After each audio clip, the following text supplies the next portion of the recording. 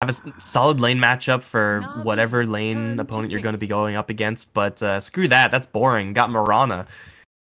Vega gonna go into Ghost Walk, and everyone will back off Sioma in a kind of 1v2 scenario, but Dendi, the Shrine is gonna break Invis. Seneko still on the chase, has boots, so the crush can land. Cold Snap is there as well, and Tusk does have a snowball, does have a little bit extra juice, but not really sure if he's able to get out of here. Now has nothing to cast. One more right click, miss? No. Dendi will grab first blood, albeit barely. Usually forcing out a Ghost Walk is good enough, because it costs so much mana, but this time it's a little bit too expensive. You get the crush off. This hero is very tanky though. Much armor. Shards coming in once again, forcing Pycat away. But the Thunderstrike comes in from Biver. It will still be a 1-for-2 trade. And a roll in onto Pycat. He doesn't have another walk for another 10 seconds. Only Sioma with an Orb of Venom though. Silent coming in if he lands. I think he's fine. He's gonna jump down. South cancel, which kind of sucks. That's pretty good. Oh, the shard? Oh, no way. Sioma lands a tight wall on Pycat, and that'll get the kill. I mean, we both said Sioma was comfortable with this hero. And I think, but this is a slaughter we're talking here. You snowball in, you're going to get crushed. And he's going to go instead for Biver, the Disruptor who doesn't have a crush, and is going to get... Is that another tight wall? It is! Oh my god. Someone stop this man. Oh, they're playing so well. Players really perform on skill-based heroes like this. Now the real challenge is, what can they do to Pycat? They've been, again, keeping him down in CS. They're going to roll in, forcing out the time walk a little bit early. Metamorph now is active, though. Pycat is in the trees. Sioma is on his tail, and they do catch vision of him. Pycat is going to get some help from the Slaughter, but not nearly enough. Silent from the outset is going to get that kill. That word on himself. Slardar, only level 2, doesn't have that much game versus Silent. And he shouldn't be able to get this kill. Sioma's eating tower shots the entire time. Sometimes, man, sometimes you're just impossible to kill. Although Sioma, the Shadow Word, dead? Never mind, he's dead anyway. That was a miss kill. That was another, you baited. We're gonna make you think you're gonna survive. So you do something, and then you're gonna die either way. Oh, that was... I was actually about to laugh, like everything missed. It was kind of pretty good comedy there, but... Oh, how does Snowball interaction? Okay, that's an interaction. He just dead. One more smack. Sioma's gonna chalk another one up. 2, 1, and 4, only not involved in one kill. Gonna get a really easy one by himself up towards top lane. Finally, Sunstrike in the mix now as they will take down Afterlife, but at the expense of Sneeko's Slardar. Silence on a mega kill? What? Okay, Warlock, level 4, just killing people. I feel like this happens. Certain situations where your support has some extra kills, so yeah, they're just gonna have in general a better game. Oh gee, leaps and then gets hit with the glimpse. He will get hit with the Sunstrike as well. Moonlight Shadow available, but he's not even gonna bother using that. He will go down. Maybe on Soneko, but that's not the most valuable kill. I guess they gonna settle for it. Or will they? Snowball, arrow. At least the shards land this time. Starstorm should get the kill. And Sunstrike on Sioma will get a return kill. Yeah, Snowball and the amount of control they have, they can smash these heroes. They do get a Burrow Strike to open up, and Afterlife now has an opportunity to start with that Burrow Strike onto the Slaughter. Is going to get some help with the Chaotic Offering. Snowball going to arrive as well. They're going to focus onto General with the Tusk. Vacuum back. Not going to do anything, and now, well, they'll just say, okay, General, you can live, but the Slaughter, you cannot. Get another... For Vega, though, using a Golem for support, and can they go for General here? They're going for General, though. Oh, this is... Snowball from the trees, shards to lock him out for a Burrow Strike to land. Textbook Tusk right there. It's kind of... That's some confident fake, because if he misses those shards, this is probably ending up him dying to some random stuff, a TP in and a Sunstrike like earlier. Oh, so bottom. This place. The Terrorblade got dropped down to like 50 HP. And now he's going to turn out with the Sunder. Burrow Strike on the Pycat. I thought for sure he was going to go down.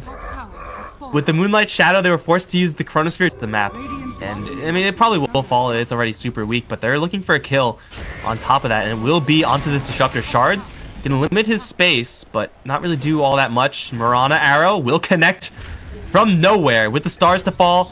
That'll be the death of the Disruptor, and that will guarantee this tower as well. Yeah, pretty nice rotation. G is like, I'm just gonna try and get a free kill and then take the tower. Efficient movement, Terrorblade not needed for that. just G and a random Sioma spell. Oh, Invoker. This could be really bad. Full epicenter channel, vacuum back, but there's no follow-up, and now the chaotic offering is going to drop.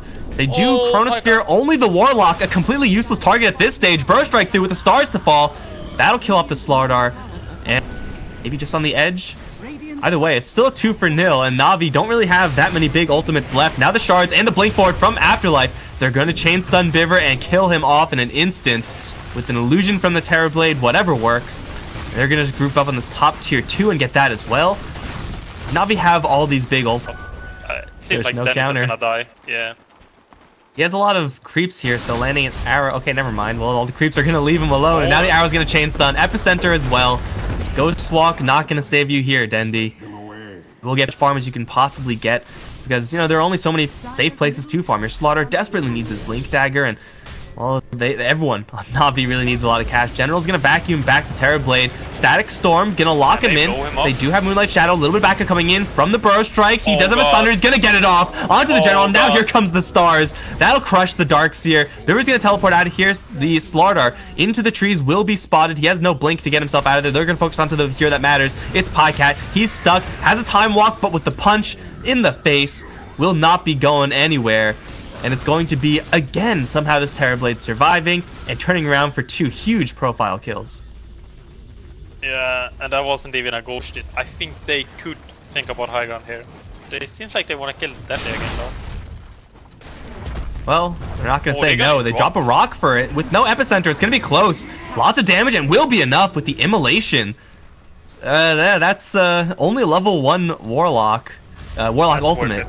But yeah, super worth it, and they're gonna go in for General. Yeah, there goes General, there goes Slardar. They did like 50 damage to the Terrorblade. No on the Darkseer. This is going to be really tough since only the Terrorblade is needed to poke at that high ground. By poke, I mean demolish. They're gonna Burrow Strike onto the Darkseer, out of chain stun, Star Storm double. It's going to almost be enough to kill him off, and he will go down.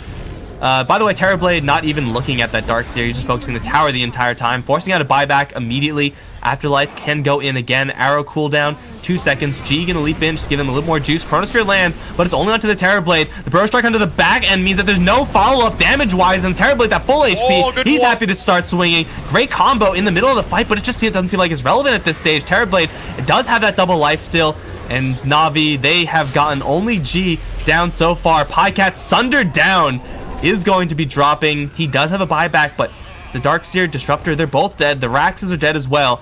And it doesn't seem like Vega are going to possibly do about this. The Moker is not even close to being strong enough to do anything about this. So Neko baiting them in maybe, but gonna get rolled in on. Sioma is separated, so maybe they'll kill off the Tusk, but it's a Tusk, so Afterlife can land a huge Burrow Strike in the back. Flaming Fist's going to go to work onto Dendi. Afterlife limps right back in. Sandstorm out.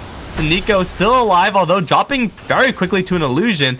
Afterlife is also still alive. I mean, this is level 16 Sand King we're talking. Been a better decision, but even then, Vega are so far ahead, they can play it so easy and not even be close to each other because the Terrorblade is basically unstoppable. Get a crew of illusions, has Afterlife with the blink behind him, well as G's arrow to follow up, and they're gonna go first for Dendi. So much damage from this Terrorblade. Dendi will survive, and they'll drop a Chronosphere again, only onto the Terrorblade. There's no damage follow-up because G's gonna jump in and assassinate Dendi. Terrorblade barely took a scratch from that huge 3-man Burrow Strike from Afterlife, and the snowball follow-up, chain stunning perfectly. Static Storm does drop onto 2, but no one's focusing this Terrorblade, who's just carving through Navi. General's the next one to die. Pycat and Dendi just versus Terrorblade. I don't think they have a chance there. The Rax will fall, and that is going to be GG. Man, I thought game 1 was convincing, and then game 2 happened. Yeah, this just became a disaster so fast for Navi.